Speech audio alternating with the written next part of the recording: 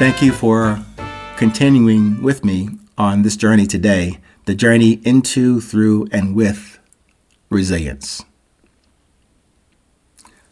I meant to get to this yesterday, but, I hate talking about yesterday, but at least if you can see in the lineage of the 820 episodes, I think I mentioned that in the previous episode, literally the one yesterday, about what I wanted to get to then, but now is now. And not as an excuse, but today's topic about business is business is just that. Business is business. And it should not ever be personal. I got that.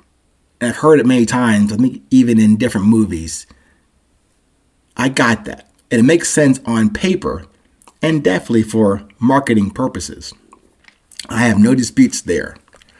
But let's also keep in mind that the customer is the customer. If you're running a business, I think just by nature, you got to have customers for your business. And the business shouldn't take anything personal either with that context, being the customer. Especially when a customer calls out a problem with services or products rendered and delivered to the customer and that is paid for by the customer. It should just be business in both ways, from the business perspective and from the customer perspective. It shouldn't be personal. Both ways. It should never be personal. Now, of course, it's easy to apply this to the service department at your car or local independently owned business and regarding the performance of your car, or at the grocery store, or even at work. Except in the work scenario, it's a bit trickier there, in that employer/employee relationship. Given that subcontext in this episode and the employee supervisor arrangement, who's the customer? Who's the customer and who represents the business? It may be a usual traditional response from the autocratic or top-down status quo. Quote unquote, you work for me, is kinda the mentality imposed on the employee by the employer or boss or supervisor or that HMFIC. In his head, that statement, you work for me, is a solid, rock solid, and concrete statement to make and remind you of. But I didn't intend to drag the employee/employer example into the business versus personal argument or for resolution. I won't spend any more time on that one, but it does lead forward into applying that business personal dilemma to you and I in terms of resilience. In what you do, whatever it is, in what you do, from that timeless and my persistent question to you, what drives you? Who is your customer? And who or what is your business? In this case, and to close out the drive-by on the employee/employer part of the conversation today, the direction and indication and inference should be the same. Starting with that question about what drives you and how you determine and agree with your beauty, purpose, and message. Who do you represent? You as the employee in your journey and purpose and message? And who do you work for?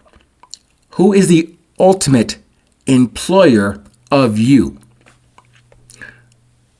Let's start with the last question.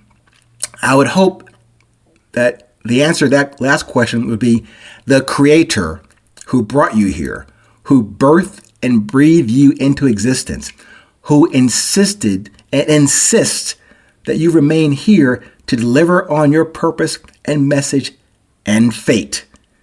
Yes, through the good, bad, and ugly parts of this trip. For the question before that, I would also offer a similar response. Defer to the employer, to your real employer, the God. And you recognize yourself as a God, not just a disposable peon or pawn or a simple employee. No, not that. You have a direction and purpose and message before and beyond that job thing that many of us have the pleasure to enjoy, to embrace, and sometimes to endure. But it is not the reason you are here. The job probably or may help to address some bills or financial obligations.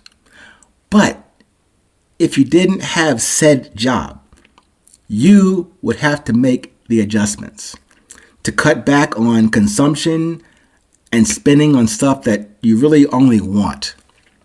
And then to focus on what you only need to afford. And from that reduction in reason on your true light and purpose and message and voice, you don't need a job for that. Any job should serve you, your purpose in completing your mission here, not the other way around. Work and play and pursue with the grace and courtesy of your higher power or God. And represent that in what drives you. I know that question I keep asking of you to consider for yourself, but whatever you do, represent that in what drives you, that you hopefully have taken the time to define and then voice out, write out, express out, but keep revisiting that in every moment of the day, what drives you. I'm asking you to then work well with others. Work well, play well with others, but never for anyone before your Creator and for yourself. Business is business. The customer is always right. Congratulations.